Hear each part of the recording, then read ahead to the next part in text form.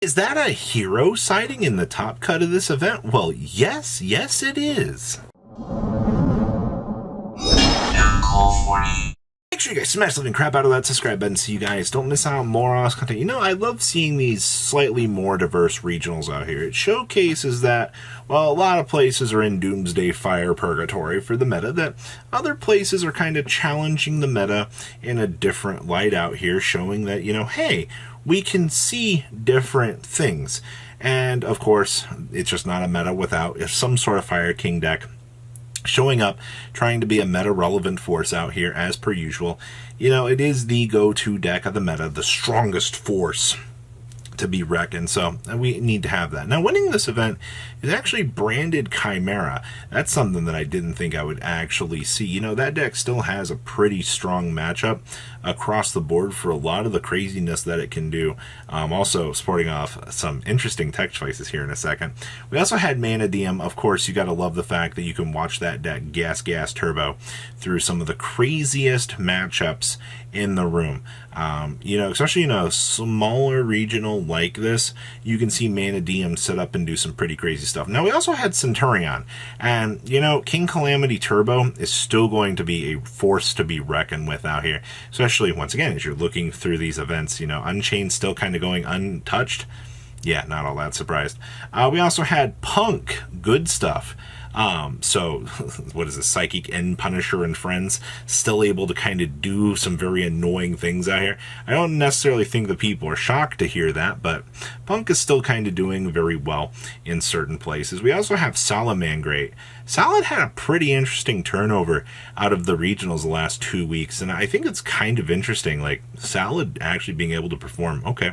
And then our last deck out of your strange top cut here is the fact that Hero managed to come out of nowhere here and shake things up. Like, absolutely amazing. Let's pass on over to those deck lists. Winning our event here is Branded Chimera, and I just want to give a shout out to the side deck down here, because I guarantee you the side deck was some of the most hilarious interactions out of the weekend here, because getting the Barrier Statue of Darkness set up to revive it off of the little Chimera plays that you can do, it's definitely very, very cute, to say the least. You also have your Shadal package. Hello, Shekanaga.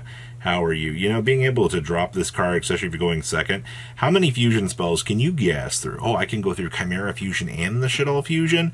We can drop down an Ariel as well. You know, that's very dangerous to see the levels of combinations and things that you're able to kind of deal with here.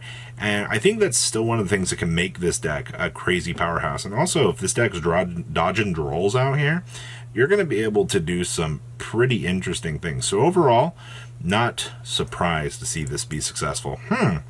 Hello, Fire. This is the full gas combination. Also, to be fair, if this deck got hit by the Dark Barrier Statue and it actually can't do anything about it, that's kind of hilarious. You do see that we do have Solemn Strikes down here. This has been something that's been a little bit more innovative as of late. The ability to basically nuke off a problem card before it tends to arise for you definitely is going to be very good. I also see that we have the crossout designators as well. Most players have been pushing this to the side, especially for a region like this where you might not run into a lot of fire. Having this in the side deck so you can at least have access to it is going to be very strong. Also, poor Tact Talent's not even having a place in the main here. This duels did push for a very strong amount of hand traps in the main, but most of the ratios here are good, especially, you know, having the Veilers here to make sure you can punish your opponent. Veiler is such a strong card. This is one of those times that having this not be on a once per turn actually is amazing. Alright, we have, oh my gosh, main decked anti-spell fragrances in Centurion, of all things. I do want to think that the reason why this duelist was able to do well was you have a genuine showcase here of just being able to floodgate your opponent. You know, what if I have summon limit set and, you know, we're rolling on in to, you know, King Calamity on the next turn, you know, we're rolling up a red supernova. Well, suddenly, that's a much stronger anti-meta approach to your opponent, which means they're not going to be able to do the thing. We also have deck lockdowns here. I mean, once again, the 2-2-2 splits, you want to toss a Super Polys in here as a floodgate too, because that's what it feels like here. This duelist was able to capitalize on the craziness that you see here and was able to decimate the opponents with their select floodgate choices, and it worked out super strongly. That's amazing. All right, next up here, we have Manadium. Wait a minute. We are actually playing the Hero Lives package in here. Yes, we are. This is where you see Prisma getting the chance to shine, you know, being able to reveal Mr. Australd here. Go ahead, dump off one of Mr. Vice's Starfrost himself, and congratulations, you can suddenly start climbing up through the Scareclaw line, because guess what? Your brick of a monster here is now named Vice's Starfrost. It is one of the cutest little combos that you're able to do with a deck like this. And I know a lot of people kind of ditched the idea of this in the very early stages, but it's been popping up a lot more consistently. Yeah, 4,000 life points is a little bit rough, but, you know, if it eats an Ash so you can kind of start sub-full line combo, you can get there. Also, this deck's playing evenly matched. So, I mean, whatever, you know, you can board break your opponent, set up enough negates, and you should be in a good position yourself to try to run back the game. All right, we have Hero for you. And I will say that a lot of these hero builds, if you're expecting something crazy in terms of innovation, no, it's just kind of the law of big numbers. If enough hero players try, one of them's got to top eventually, and, you know, Droll and Lockbird's going to be one of those big key factors, being able to skip a turn and be able to get the game going for this deck.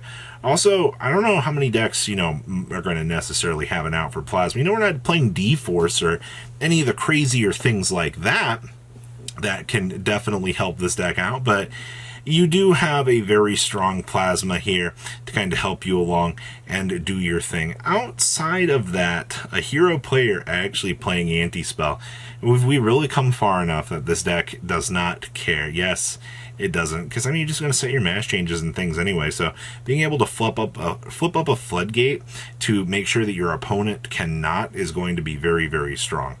All right, what else we got going on back here? We have the Power of Unchained. Wow. Talk about taking me back in a time capsule. You know, the one Shavara, the one Shyama. Unfortunately, this deck does not get a lot of crazy leeway right now in the format, but you can tell that this build was a little bit more teched out. Do take note, hey, we're not doing the DDD contract gate stuff in here? No, actually. They opted for things like cross-out designators to try to balance out their matchups to help them out. I also see we have the Mistaken Arrest. We started to see this card show up as a very strong tech choice. I mean, hey, until the end of the next turn, after resolution, neither player can add cards from the deck to the hand except by drawing them. Yeah, this really punishes Snake Eyes players and really just puts things into perspective for you. And we also have Shifters, the DD Crows, the standard cards that you're used to seeing out here that you do need to play to put the pressure on your opponent. Looking very, very, very strong. All right, we also have Punk Thurion. Okay. I do see that we are doing 2 Walls of the Imperial Tomb in here so that you can kind of toggle through your Horus package. We are playing all names. They are all accounted for here. So basically slamming down the big guy so we can do our thing. I also see that we are playing Diablantis, the Menacing Mantis, in here as well. You don't really see this card show up a lot, but I mean, hey, actually being able to dump something, I'm pretty sure one of these Thurions meets the requirement. Maybe not. Maybe I was thinking too far ahead in that. But this is a cute little interaction in here. And of course, you got to give a shout out here to Psychic End Punisher. Every time that Psychic End Punisher actually gets the chance to resolve, it's not quite as good as it used to be, but I still think that this card puts up such a strong presence in the meta that you can win some insane games just strictly by having it, especially against Rogue. And our last list here is actually Salamangreat. Gotta love being able to play Mirror and things like that. And this build also chose to play double Fire Recovery as well. Let's not forget how stupid good Fire Recovery actually can be. You know, for the generic recursion, and then you can drop down one of your solid pieces that you need for an extension option. That can get you places. And we also have more showcasing out here for deck lockdown, being able to make sure that a Flamberge Dragon can't come out of nowhere, unless, you know, of course they've hard drawn it, but you know, it's neither here nor there. And we still have more anti-scam fragrance out here, showcasing that you love to see it. So this is your breakdown for this event. Good stuff. Make sure you guys smash the crap out of that subscribe button, and I'll see your beautiful faces back here later today, guys. Patrons, thank you.